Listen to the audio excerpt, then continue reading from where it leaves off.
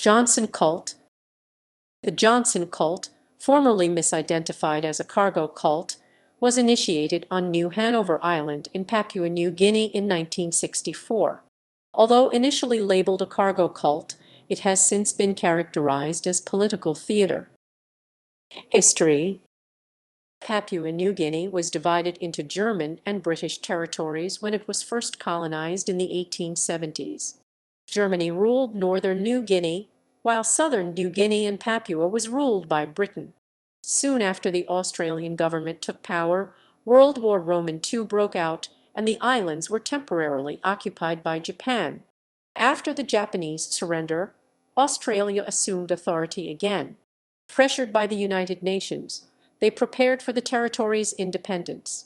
The so-called Johnson cult started when the Lavingai people of New Hanover voted for the American President Lyndon B. Johnson in the first election of Papua and New Guinea still separate territories in February 1964. Although the Australian authorities explained that they could not vote for President Johnson, the Lavingais refused to change their vote. They claimed they wanted the American president to represent them in their House of Assembly because they wanted the Americans to rule over them instead of the Australians.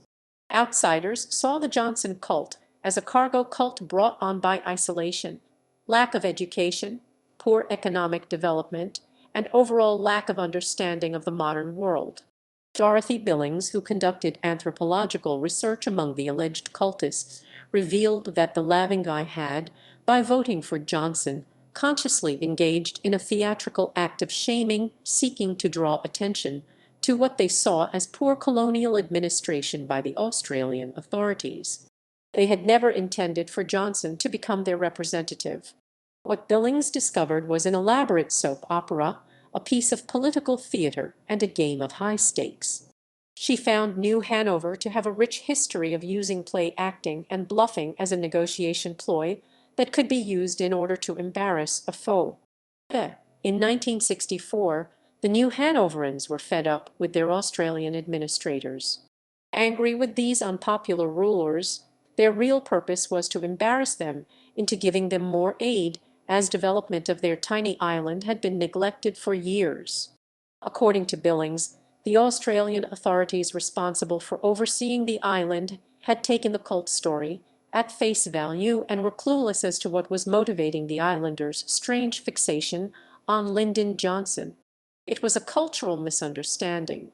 Though, ironically, the political gamesmanship of these so-called primitive, irrational islanders was so complex, subtle, and unfamiliar that it went over the heads of both the Australian administrators and the world media. The cultists did not really expect Johnson to come. What they really wanted was the knowledge of the Americans, wishing to live happily and wealthy like them. New Hanover had been neglected by its past colonial governments. They believed that while the Australians and their predecessors had used the island's resources and the collected taxes, they had not adequately dealt with the needs of the people. America, on the other hand, had provided the islanders with food, clothing, and other goods during World War II, when some of the islanders worked for them on other islands. In addition, some Lavingai viewed the election itself, which had been imposed by Australia, as another humiliation, and thus were eager at the chance to get back at their colonizers. References